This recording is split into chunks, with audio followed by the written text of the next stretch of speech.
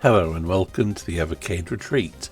Joke here, and today I'm adding B-Wings by Gaiares to my ever-growing list where I rank every Evercade game ever. B-Wings can be found on the Gaiares Arcade Collection 2, and it was originally released into arcades in 1984. B-Wings is apparently short for Battle Wings, but yeah, I don't know, maybe they're trying to get in the whole Star Wars thing at the time.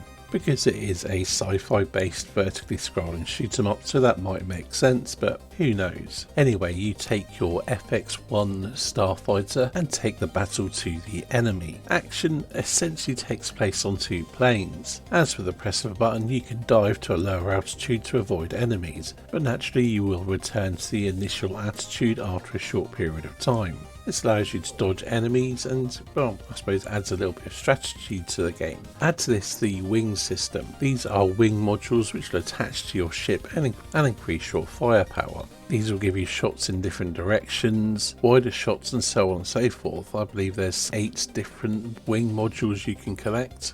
However, these wings can be damaged and affect your movement, or just be destroyed and revert you back to your base ship. You can opt to detach from the wings, which will revert you to your base ship.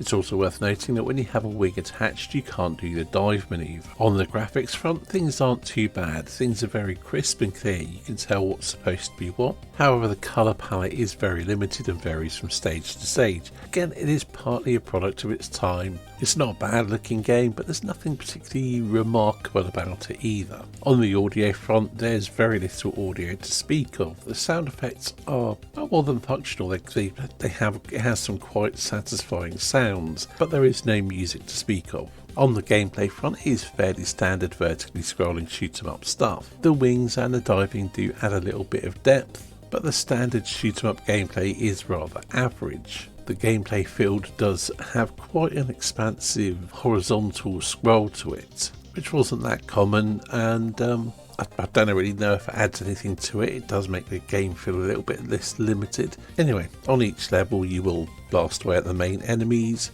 some of which will require you to shoot certain areas or sections to allow you to get past them, and some bits will be unbreakable, effectively being obstacles rather than enemies. And you'll see wing units effectively being deployed. You'll have to shoot the restraints holding them in place before you can attach them, but other than that it's largely straightforward until you reach the boss of the level, which will look like some big massive flying fortress, and there'll be a certain area you have to shoot to take out.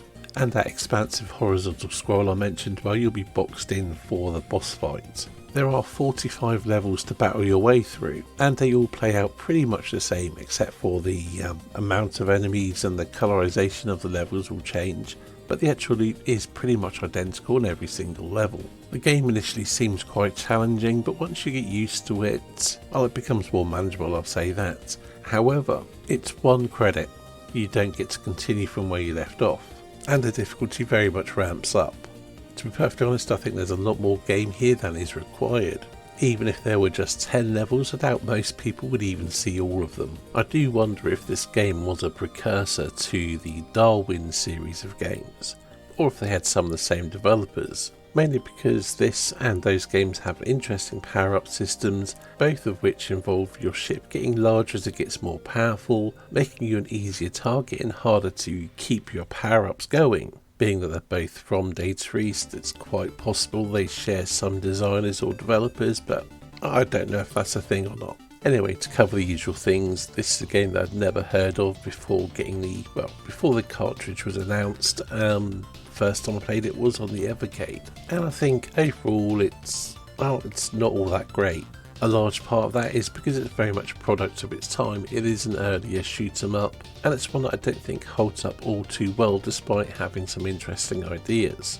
But I did have fun exploring it, and once I'd gotten to grips with the game, I did enjoy playing it, up until it started outstaying its welcome. To place on my overall ranking list of every Evercade game, I would put it above Punch King, but below Log Jammers.